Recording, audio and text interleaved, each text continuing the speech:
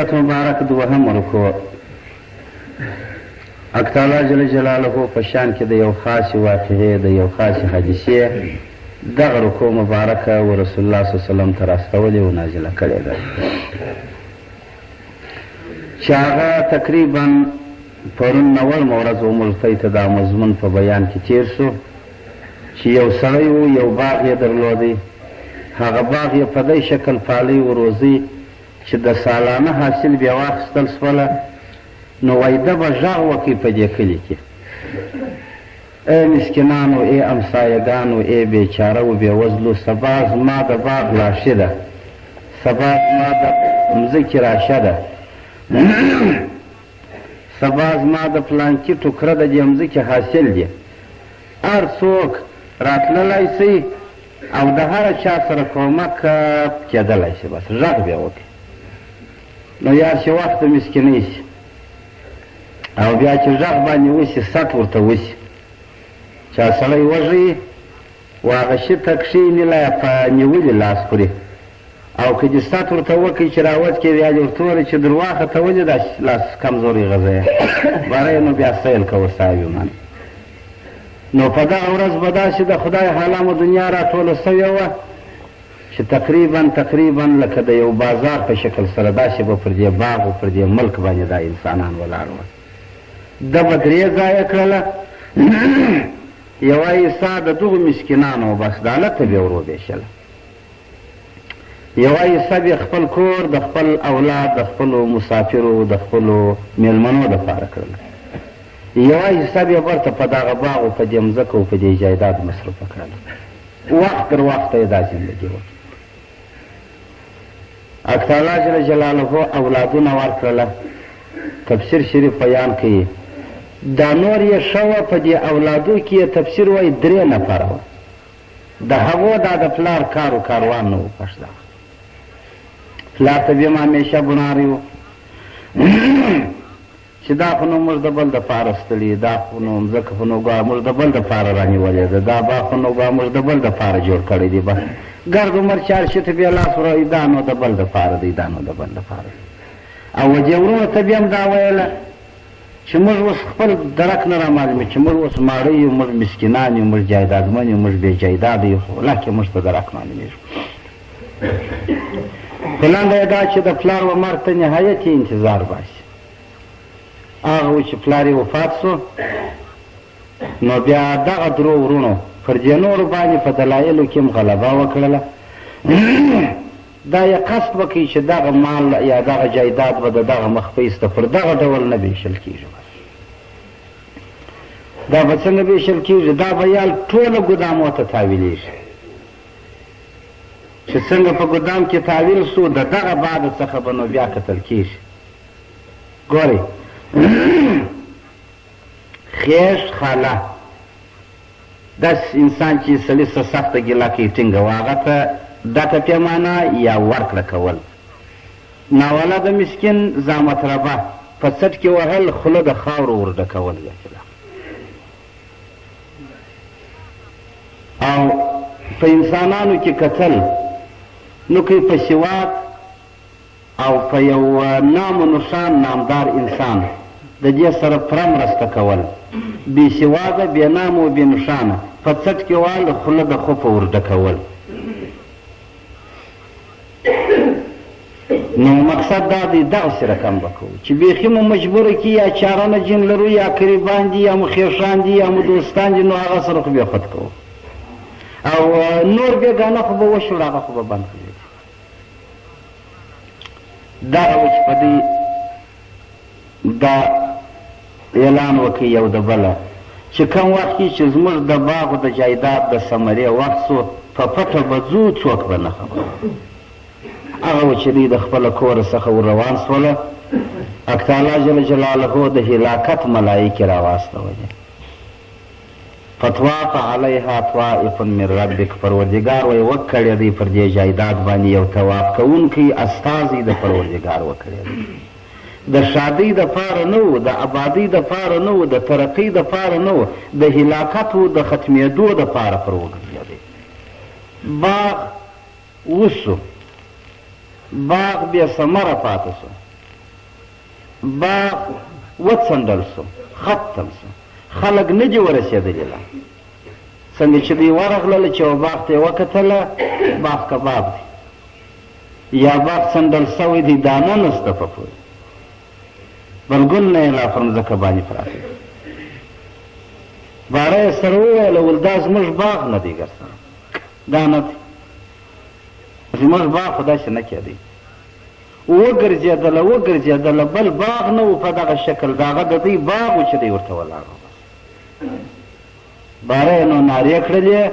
غلبلې او غرغړې یې کړلې هغه ورونه چې د دوی سره سلابۍ نه وه د دې دروسه سیوا هغو مخ پر دې نورو راواړوئ ملامتیا یې پر شروع کړله چې ولې د پلار پکول نه کول د پلار پر طریقه باندې زندگی نه تېرول د پلار سبق د ځان دپاره نه بولل د پلار ژوند د ځان دپاره د نجات ذریعه او د نجات لار نه ګرځول هغه به حتما په دنیا و آخرت کې ناکامي ملامتیا یې پر شروع کړله او دا یې وویله هغو ورونو هغه درو نه درو کار خراب کړي دې نورو دا وویله ول که چیرې رجوع و خدای ته نه وکړو خدای به مو نه وبخښي لنډی را تفسیرونه بیان کوي وایي د دغه باغ په دروازه کې دغه ورونه پر سجده و الله ته پرېوتله غلبلې یې شروع کړلې د اوښکو واله یې وبیوله حق تعالی جل جلاله هغه سوخته باغ ورته شین کړي هغه سوخته باغ یې پر ثمر راوستی چې څومره یې په کال کول په دې را روان کال کې دوباجه دغه شروع وکړله ګورئ حق تعالی وایي که مو زما د نعمتو شکر ګزاري کول زه مزید درلره درکوم زیادت خدای کوي که چیرې کفران د نعمتو د خدای راغللی حق تعالی جل جلاله سخت عذابونه لري دې ته مالي امتحان وایي تفسیرونه بیان کوي وایي امتحان د رب العزت حدیث شریف کې دا بیان دی رسول الله صلی الله علیه وسلم فرمایي چې اشد البلاء علی الانبیاء والاولیاء ثم الامثل فالامثل هغه سخت تکلیفو پروردګار اول په انبیاءو کړي دي بیا یې په اولیاءو کړي دي بیا چې څومره ښه سړی په هغه خدای د غونده غټه ابتلا در هغه بد سړي کوي چې څومره یې طاقت و پور زیات خدای د غونده وزن د تکلیف زیات پرېږدي ده په دې کې وګورئ ابراهیم علیه السلام ډېر معزز پیغمبر دی پروردګار درې امتحانه پکوي د مال د اولاد د بدن نه دی د مال د اولاد د بدن د مال امتحان څنګه پکوي دی ډېر مالداره دی طیب هم د علماو کرامو ساورېدلي چې تر دغه اندازې مالداره و چې بالا یې نو ګلي و رمې په سړاو کې نه ځایېدلې په روایاتو کې داسې هم راغلي دي چې حیا دي هغه سپي چې د ده په رمه به پسې ووایي د زرو توک یې په غاړه و دا ژنګوله د زرو یې په غاړه دونه مال خدای ورکړی خدای تعالی د امتحان ملائکه ورته راواستوله ول ورسه زما په خلیل امتحان وکړي چې دا زړه یې مال کش کړی دی کاټ کړی دی که نه دی کاټ کړی ملائکه وایي راغلله په رنګ د یو انسان تېرېدلو د ده سره یوه پلا یې وایي داسې وویله چې سبحان الملک القدوس دې ملائکې وویله دا کلمه په یو ډېر ښایسته اواز په یو ډېر مؤثر صورت سره په یو ډېره خوندوره لهجه یې وایي دا کلمه وویله و ابراهیم علیه السلام چې ډېر خوند ورکوي ګورئ د ملایکه راغلی د امتحان دپاره په رنګ د انسان ده د لاروي په شکل تېرېږي دا ذکر یې ووایه ده چې ډېر خوند ورکوي تاثیر یې باندې وکړي باره یې غږ باندې وکړي ول سره یې هغه ورته وویل ها باره یې ورته وویل تیار ودرېږه هغه چې ودرېدی دی ور ولاړ شو روغبړ یې ورسره وکړي ملاقات یې ورسره وکړي بارې ویل چې دلته تېرېدې دا دې څه شي وویله؟ ده ورته ویل دا مې د پروردګار یو ذکر ووایه. ګورې خدای امتحانوي، په ما و تا هم امتحان کوي. یقین دی نه دی چې امتحانونه نه اوس سړی وایي ځه شکر کې هغه د مخه خلاص شوي دي، دا ګرانه خلاص شوي دي شکر کې، یا نه دي خلاص شوي. ګړی په ګړي د امتحان ګاټ ماتېږي، بس پر انسانانو باندې را نقل کېږي. نو باره ورته دا مې د خدای د یو نوم واخیستې او تشبیه مې وویل. ده ورته ویل چې یو پلاله راته ووایه څنګه خوند یې وکړي. ملایکې ورته ویل یا ول نو ول دا چې ته څومره مال لرې، که موړ یې که مسکین یې هغه درک دې خدای ته معلوم دی، چې څومره مال لرې ستا د مال یوه درېیمه حصه به ماته راکړي. یو روایت وایي نیمه حصه به ماته راکړي. ده څه ورته ویل؟ ول نیمه دې ستا در تا قربان شي، یار ته د هغه د خدای نوم په دغسې لهجه سره ماته رایاد کړه. رحمان بابا وایي د الله نوم که په بها وی نو به وایي د بډایانو، نو به د مړو په کور کې څه ډول ذکرونه کېدلی. مسکینان خو ارام پر دې تړ ورته ګرځېدلی، خولې بې وچې نیولې وای، شي ته بیا نس وای وروړلی. مګر د الله نوم چې بې بها دی ولې نه بولي خوارانو. یقین دا دی چې د خدای نوم چې موت کله ژدي، د خدای بیان موت کله ژدي، نو ولې مسکینانو ماړه دواړه په دواړه مسلمانان دي د پتن په شان ځان نه کبابوي. نو هغه ذکر پر هغسې شکل ورته وایي. ابراهیم علیه الصلاة وسلام ول الحمدلله ډېر خوند یې ورکوي. نیمه مال یې ځینې وګاټي. ول بیا یې یا الله ووایه.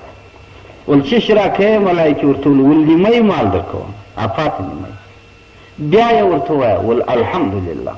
ول یار یې لا بیا ووایه داسې خوند یې راکړي. ده ورته ویل خو مال دې خلاص و چې شراکه ول دا خپل ځان در کوم، زه به ستا غلام یم. بس ابراهیم علیه الصلاة وسلام د څونه پیغمبرانو پلار دی، د څونه پیغمبرانو نیکه دی، د څونه پیغمبرانو ورنیکه و تر نیکه دی، مګر بیا هم د خدای پر نامه باندې دی څه کوي؟ خپل ځان غلام کوي، مریی کوي. ول زه ستا غلام، زه ستا مریی یم. بس ملایکې بیا هغسې ذکر ورته ووایي. نو خو ویې ګاټئ نو ورې مال یې هم ځینې ولاړې د خدای پر نامه باندې ولاړې، ځان یې هم ځینې ولاړې د خدای پر نامه باندې. ملایکې ورته ویل اوس څنګه کوې؟ ده ورته ویل ستا اختیار دی. بس والا چې زه دې رانیولم، زما هغه سودا ده، هغه مې حق دی، هغه مې باید چې در سره کړې نه ده، هېڅ اختیار د ځان نه. ده ورته وویله ول ته ما نه پېژنې؟ ده ورته ویل یا. ول زه پلانکې نام ملایکه د خدای د امتحان دپاره درله راغلی، چې په ملایکو کې پروردګار الله رب العزت ستا ذکر په خلیل سره کاوی، چې زما خلیل په مځکه کې سته، زما یو مخلص دوست په مځکه کې سته. ملایکو دا ستا پر صفت کولو باندې د الله په حضور کې چې کېدی، دا تنقید یې ونیوی چې الله په مال مالدار دی، په صرت جوړ دی، په عزت عزتمند دی، په طبیعت طبیعت ساز دی، نو ولې به نه یې داسې؟ تعالی ورته ویل امتحان په وکړي. دغه سړی در ما پورې مال هېڅ شی نه بولي. نو زه ملایکه ومه راغللم ستا د ابتلا دپاره، ته پروردګار کامیابه کړلې. بس دا یقین دی چې ستا مال ستا په مخ کې پروت دی، ستا مال ستا په زړه کې نه دی لوېدلی. بس ګورې یو هغه مال دی، هغه پیسې دي، هغه جایداد دی چې د سړي په مخ کې پروت دی. دا خو نو د هر چا مال دغه دی، نو دا خو به خود یې نو.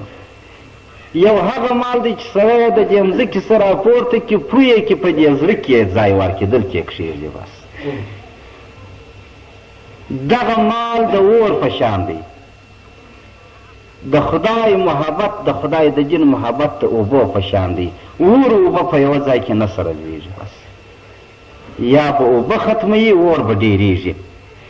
وچې به کې، یا به اور ختموي، اوبه به ډېرېږي، دواړه نه سره چلېږي، چې هم به دې مال په زړه کې هم به دې خدای په زړه کې. الشیخ وای هم خدا خواهی و هم دنیای دون، این خیال است و محال است و جنون. خدای و خرما دواړه، مال و خدای دواړه، دا یو خیال دی، محال دی، لیونتوب دی درسره وایي. این خیال است و محال است و جنون. دا نه کېږي دا. نو ابراهیم علیه السلام چې څه مال درلودی، دا مال پر ډاک پروت و، دا پر مځکه پروت و، دا یوه مخ ته پروت و، دا یوه زړه ته نه و کش کړی، زړه چې نه و رسولی. هغه د زړه شغاف، هغه د زړه لوښي، هغه د زړه صحنه، هغه د زړه خونه و کوټه چې وه، هغه یې د خدای د محبته ډکه وه. په زړه کې یې د دې شیانو لار نه وه. کتاب راوړي در دې پورې، بیا به پر دغه شکل د بدن و د اولاد پر امتحان باندې راسم. دغه روژه ده د خیر سره. حق تعالی دې توفیق راکړي. حدیث کې وایي چې یو ګام د خدا او د رسول د خبرو دپاره سړی واخلي، د یوه کال د قبول کړي عبادت ثواب خدای ورنه ورکوي. نو حق تعالی دې زموږ ستاسې په نصیب کې خدای دې مو دا تګ و راتګ کامیاب کړي. د الله دپاره دې کړي. کتاب راوړي وایي د عیسی علیه السلام په زندګي کې عیسی علیه السلام را روان دی. پر یو کلي باندې راغللی. دې کلي ته نږدې یو ایدره ده. دې ایدرې ته چې راورسېدی چې ویې کتله په سوو مړي لغړ پراته دي پر قبرو باندې، روغ رمټ مړي دي. داسې رقم کوي لکه په یوه ورځ چې مړه یي. داسې رقم کوي چې لوی هم پکښې دي، فرض کړه کوچني هم پکښې کې دي، حیا دي، زنانې هم پکښې کې دي، حیا دي، نارینه هم پکښې کې دي. دا خدای تعالی مو دې وساتي. رسول الله صلی الله علیه وسلم په حدیث کې فرمایي وایي عذاب د رب العزت چې راشي تمام جهان غرق کوي. بیا شرع تینا ورته وایي وایي صاحب نیکان هم ځي په عذاب کې. ده ورته ویل وایي نیکان هم د بدانو در وایي.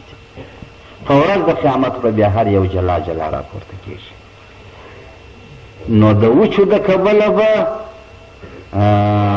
وسوځل شي تاندې لښتې لاندې، تاندې هم سوځي. نو دا مړي پراته دي. عیسی علیه السلام داسې په تعجب کې سو چې ای خدایه دا څنګه مړه دي؟ په سوو نه په زرو دي تقریبا، او دا څنګه علاقه و کلی دی چې دا یې نه ښخ کړي دي، نه حیا دي چرمشانو خوړلي دي. دا څنګه کیسه ده؟ وایي د حق تعالی جل جلاله د خوا څخه غږ باندې وسه چې ای عیسی اوس ولاړ سه، ماښام راسه چې لمر ولوېدی. بیا عیسی علیه السلام ولاړ. خو دا په مخکې هم خورا یو غټه واقعه ده چې ویې لیدله. د سړي خامخا سودا پکې بندېږي. ماښام چې لمر ولوېدی یا ماخستن سو، را روان سو. چې څنګه راغللی هغه ایدرې ته چې ویې کتله د خدای تعالی قدرت یو مړی لا نسته. بس ایدره سپېره وچه کلکه ولاړه. فکر وکړي چې وا دا د کلي خلک خو نه دي ملامت، دا مړه خو د بلې لارې څخه دا لڅېږي وپټېږي. دا یو حکمت دی، یو کیسه ده. وایي و الله ته یې توجه وکړله چې ای زما خدایه ته خو ما په حال د دغه مقبرې اګاه کړي چې دا خو مړه دي، د مړو څخه قلم پورته دی، مړی د عبادت خلاص دی، مړی د موسیت خلاص دی، مړی څه هر څوک بېزاره دی. دا څه کیسه ده دا اوس؟ حق تعالی جل جلاله ورته ویل ای عیسی ته غږ وکړه. دا مړه به په خپله درته ګویان شي، خبرې به درسره وکړي، پوښتنه ورسره وکړي. عیسی علیه السلام وینا دې کړله چې ای مړو یوه غږ ورته وکړي ول د دې مځکې د خاصه د دې قبر د خاصه غږ وس ول باره یې ورته ویل تاسې څنګه مړي یاست چې ګرده ورځ پر ایدره باندې لس لغړ پراته یاست چې ماښام چې بیا ته یې ورک سي. ګورئ پاک خدا مو دې وساتي. دې مړه ورته وویله ول موږ سهار د امتحان دپاره د نورو انسانانو، د عبرت ته اخیستلو دپاره د نورو انسانانو چې نور ژوندي عبرت راڅه واخلي. پروردګار مو د ورځې په ایدره کې واچوي چې څنګه ماښام سو و جهنم حاویه ته مو خدای ور واچوي. په پاک خدای مو دې وساتي. شپه یې په هاویه کې وه. هاویه یو طبقه د طبقو څخه د دوزخ ده. ورځ یې په ایدره کې هلته عذاب ورکول کېدی،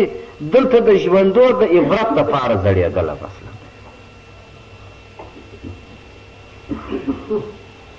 نو بیا وایي عیسی علیه السلام پوښتنه ځینې وکړله چې تی خو ډېر واست، اوس غږ یو دی، دا ولې؟ ده ورته وویله ور د دې نورو ټولو خولې پروردګار ملایکې ورته درولي دي چې د سرو سکروټو یې ورډکې کړي دي. الله مو دې وساتي چې خولې یې د سرو انګارو ډکې ولاړې دي، نه شي غږېدلی. مګر یو زه ول په شونډانو خدای زړولی یم، بس په شونډانو خدای زړولی یم، د دوی سره نه یم. نو عیسی علیه السلام ورته وویل د دوی سره داسې دي، ستا سره داسې دي.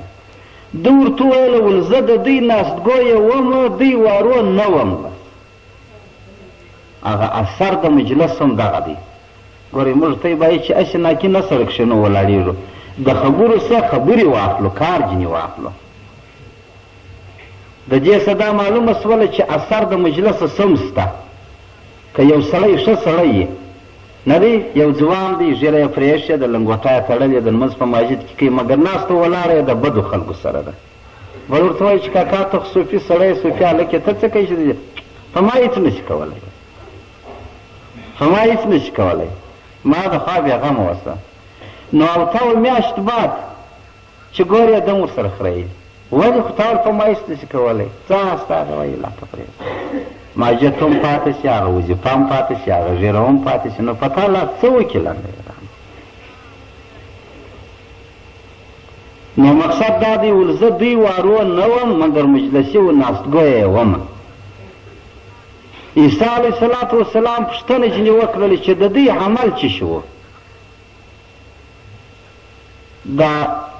یقین درته وایم په کتاب کې دا بیان راوړی دی، کې بل شی یاد کړی دی چې عیسی علیه السلام وایي د دوی عمل څه شي و چې دا ډول خدای ورسره کوي. وایي دوی د مال سره داسې محبت درلودی لکه کشنۍ چې حیا دي د مور د تی سره لګي. دا مال یې و زړه ته اچولی چې څومره دې دنیا و زړه ته لویږي، یقین وکړه الله مو دې وساتي د غونه سړی د خدای څخه بېګانه کېږي. پیغمبرانو چې داسې ټکرې ورکړي دي، صحابه کرامو چې داسې ټکرې ورکړي دي، و غټو غټو انسانانو چې ټکرې ورکړي دي. دا معنا ده. نو د دغه رویه مالي امتحان هم خدای په انسان کوي لنډېره، چې ما د مخه درته ویلې چې 3 امتحانه دي، یو د مال دی، یو د بدن دی، یو د اولاد دی. د مال امتحان پروردګار په ابراهیم علیه السلام وکړي، کامیاب شو. د مال امتحان پروردګار په دغو خلکو وکړي چې دا د وخت د عیسی علیه السلام ناکامه شوله. ناکامه ځای چې شوله هاویه و ایدره،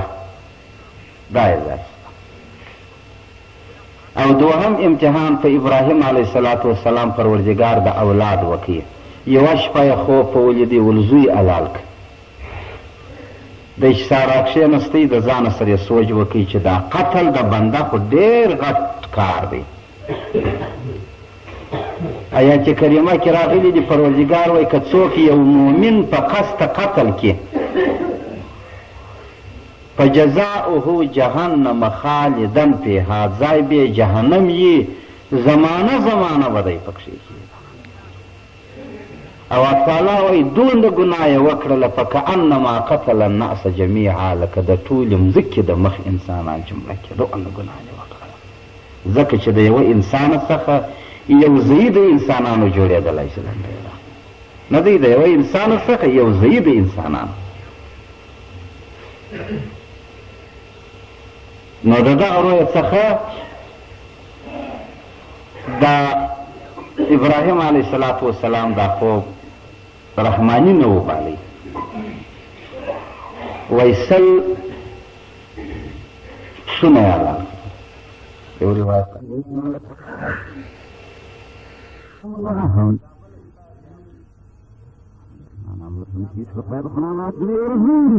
منها دغج بسيك يبلغ خوها إلى الغارة يبلغ خوها هواي بسرخ تسيباي بسيوانون راشم کتاب راوړي مګر دا یقین سو چې دا خوب رحماني دی شیطاني نه دی ګورې بیا د خپل زوی سره صلاح وکړله ول زوی ده ورته ول ها ول اني ارى في المنام اني اذبحك ول زه خو تا دا راښکاره شول په خوب کې چې زه تا حلال کړم هغه ورته وویل ول بابا ته خو پیغمبر یې د پیغمبر خوب خو وحی دی د خدای وحی ته زما غاړې در هر څه نازکې وپشتېږي ول بابا مشوره مه راسره کوه دغسې زوی نو رشته هم دا دی خوند کوي ول زما سره مشوره مه کوه بابا چې هر وخت یې غږ وکړي ستا چاړه زما غاړه ده زما قرباني ده و ابراهیم علیه الصلاة والسلام مخ به یې راواړوئ ول زویه ستا قرباني غټه ده چې تی ورکوې که زما قرباني غټه ده اسماعیل علیه الصلاة والسلام ورته ویل زما قرباني غټه ده ابراهیم علیه السلام ورته ویل یا زویه زما قرباني غټه ده اسماعیل علیه الصلاة والسلام ورته ویل ولې ستا قرباني غټه ده بابا ول دا د اولاد زخم خدای دې سړی وساتي پر زړه باندې لویږي ده د زړه اپریشن و علاج نشته د دغه رویه څخه او چاړول پر بدن باندې لویږي د بدن اپریشن کیږي د بدن ګنډل کیږي د بدن علاج شته ګورې څومره لوی دلیل دی دا د ابراهیم علیه الصلاة والسلام دی ول ستا غم زما پر زړه لویږي زما چاړه ستا پر پوست لویږي زړه در پوست نازک دی او د زړه اپریشن و علاج نشته د غوښې او د پوستکي علاج شته د دغه رویه زما ابتلا چې خدای په ما کوي ستا در ابتلا غټه اسماعیل علیه الصلاة والسلام ورته ویل یا بابا دغه نه ده ول څنګه ده ول زما ابتلا زما پر روح باندې راځي ستا ابتلا ستا پر اولاد باندې راځي د اولاد په ځای کې د یوه په ځای کې بل درېدلی شي د روح په ځای کې بل روح نشته چې بیا دې راشي زه پر مخ باندې ځم نړېږم پاتې عوض و بدل راتلی شي په دې دنیا دا د بل پیغمبر دلیل دی نو هغه و چې بیا یې اسماعیل علیه الصلاة والسلام په هغه ناز و نواز ساتلی و پاللی د خپله موره څخه بېل بیا یې روان کړي چې ملوطی و ساجان صاحبان لیدلي دي پر هغه څلو باندې دلته شیطان استادګاوې ورکړي دي شیطان خو نو نسته هغه استادګاوې د ده د ځای چې دي دغه لا دا دی په اسلام کې یو منحوس ځایونه بولل کېږي ویشتل کېږي راجم کېږي یو مناسک د حج ځینې جوړ شوی دی چې بیا یې مصباح و منا ته ورساوي په هغه ځای کې یې بیا ورته وویله چې اوس نو پرېوځه بیا ده ورته وویل پلاره پرېوځم خو په شرط دي چې لاس و پښې مې راوتړه د دې دپاره نه چې زه ناراضه یم د دې دپاره چې د سا ختل د اسمان ختل دي نه بایده زما څخه به په دې عملو په دې لغتو کې ته زهیر سې خوږ به سې وخوره اوس ته ځئ پر یو لار باندې برابره وه ما دې د جګریوان ته ونیسه وا زویه د شنوکو یې ټینګ را کش کړ چې دی دې نو بیا په کوم ځای کې په سوکه ویلنډېده چې بیا نو کم اسپتال کې ستا دپاره بیا بستره واري او کم سیرومان بیا درته لګېږي و زړېږي ستا ایمان او څو غاښه د مابین نه وځي او څو دوکتانې وینې در خوله بهېږي ده ورته ویل بابا لاس و پښې مې راوتړه خو د دې دپاره یې راوتړه چې ته راته خوږ نه شې لاس و پښې ور وتړل بیا چې وی غزار کوي بر چې ول بابا لاس و پښې را خلاص کړه ده ورته ویل ولې ول الله خو ما وینې په ما خبر دی ول نه بایده چې د الله ملایکې ونه وایي چې دا پلار زوی په زور غذا کړی دی ملایکې خو عالم الغیب نه دي ول خدا خو عالم الغیب دی خدا خو زما په زړه خبر دی چې زه په رضا تا ته پروت یم ول د دې دپاره دا وایم چې ملایکې د خدای ونه وایي چې دغه بنده په زور غذار کړی دی دغه منت مې دغه پیغور مې د ملایکو لا هم پر تا نه دی فرزونه مې پر ځان دی یې لاس و پښې ورخلاص کړې ولې عجبه زوی یې چې خدای را کړی ده ګورې د داسې زوی په دغسې حال کې غزارول و حلالېدل دا بیخي غټه ابتلا ده یو ګمراه زوی یو ناکاره زوی لا پلار په خپله په ټوپه کې وځي ځه وایي چې اگر د کور غرقوې ژوند را برباروې ته دې نه یې مګر داسې زوی چې هغه یار وایي لاس و پښې مې را تړه د دې دپاره چې ته زهیر نه شې بیا وایي را خلاصوایه د دې دپاره بابا چې ته پیغورجن نه شې تاسې خو ګر سره پیدا و وجود نه لري نو بیا دغه وایي چې بیا یې کمیس ور وکښي ول دا به زما عمر ته ول دی صبر ته صلاح به ورکې او دا به ورته ووایه چې د خدای دپاره ابتلا کوه په دغه کمیس مې زړه سره وه او وده چې څو وصیتونه وکول پلاره زما د مرګه بعد به زما د مور سره داسې کوې زما د مرګه بعد به د خدای د مخلوقه سره داسې کوې زما د مرګه بعد به زما د امزولو سره داسې کوې داسې وصیتونه یې ورته وکړل او دا یې ورته ویله چې پلاره ما به پړ مخې ګزار کړې چې خلک د کرنکې د خوا حلالېږي ستا دا خو د پلار مهرباني ده نه باید دا شفقت چې راباندې رانشي ما د څټ د خوا حلال کړه چې مخ مې نه وینې نو به دې زړونه راباندې سوځل کېږي او چاړه دې ښه تېره که نه باید چې بیا ستاسو ډېر وخت وانخلي ډېر وخت ونه غواړي د ډېر وخت د تېرېدو موسم ستا نه دی لنډی دا ستا دا دی چې په پټو سترګو یې داسې کې بس دی ته د ډېر وخت د قرار او د استقرار نه یې پر دې ځای باندې ځکه چې د اولاد وینه د اولاد لمبه د اولاد کتل ولیدل ډېر یو مهم کار دی نو بیا ابراهیم علیه السلام ورته ویل زویه چې ته وایه هغه یې در سره کوم بیا یې کمیس چې وکښی هغه د ده معزز بشر یې لټ کړي بس کتابونه بیان کوي د کیسو وایي د ده پر لڅ بدن مبارک باندې د اسمان ملایکو پر سترګو لاسونه ونیول حیا ورته ونیول ول ای خدایه دغه منور بشر چې د پیغمبرۍ په چوکات کې دننه دی را روان دی الهي پروردګاره ستا د امتحان دپاره لټ شو حتی ملائکو هم مشکې د اسمان پر توی کړي نو بیا هغه و چې دی پر مخې غزار کوي چاړه یې راواخیستله د ابراهیم علیه السلام په وس یې تېره کړله بیا یې پر دې نیمه غاړه و څټ باندې ورکښېښوله چې هر څو حرکت یې ورکړي د خدای په حکم سره د چړې مخ پر واوښتی نه پرې کېدله کتابونه بیان کوي وایي ابراهیم علیه السلام د خپل زنګون پر دې چاړه باندې کښېښوی زور یې کوي باندې د ابراهیم علیه السلام زور و دا چړې دا غاړه نه پرې کوله ده ورته وویله ول بابا ډېر سخت نفس تنګ یې کړم ولې مې نه علاوه زړه دې نه راباندې کېږي که څنګه دی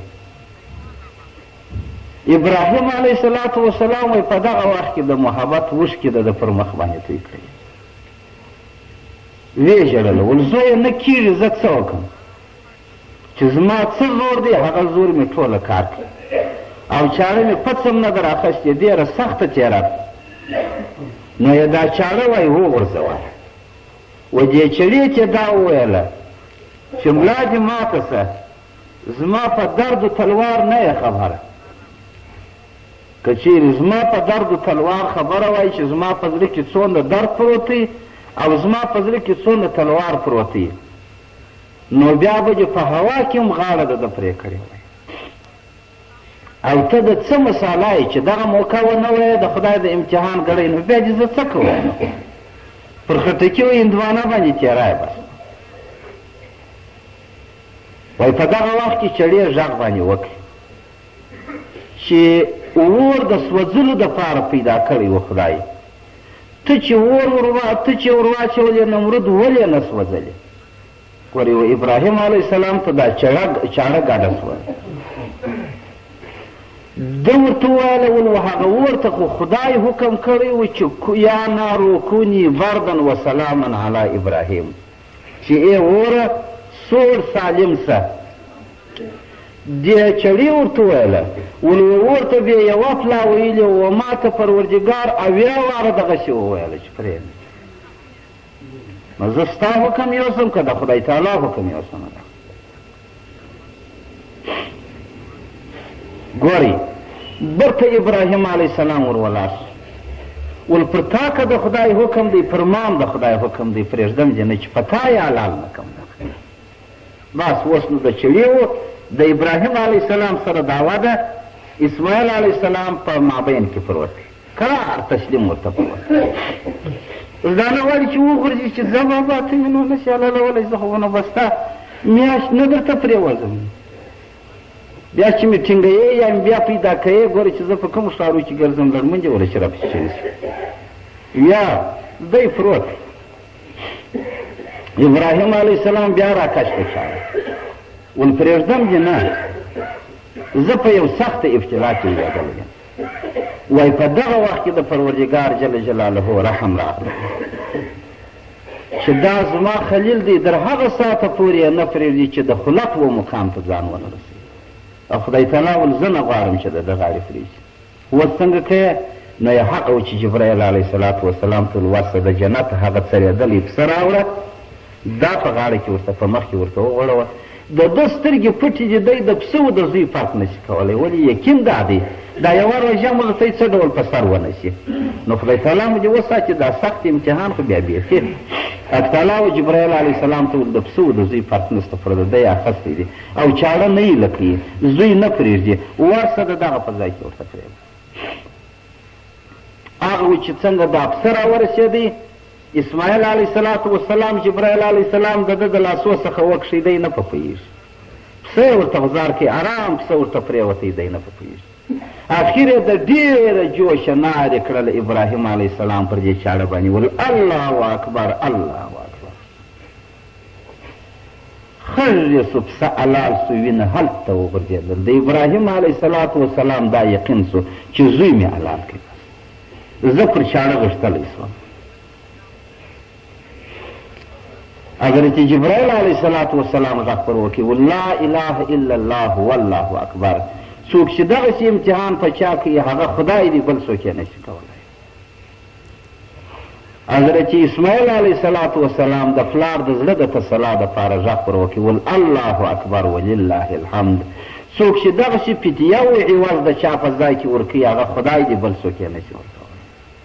او د جنت سبسه راوستل د ده پر ځای پرېستل د ده پر ځای حلالېدل څوک کولی شي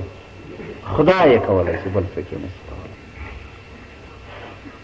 د بدن امتحان یې هغه دی موږ ته ټول ته معلوم دی چې نمرود په اور کې غورځولی دی په اور کې دی کامیابه سوی دی خدای هغه اور پر ده باندې ګل باغ و ګلزار جوړ کړی دی ناوخته شو بسم الله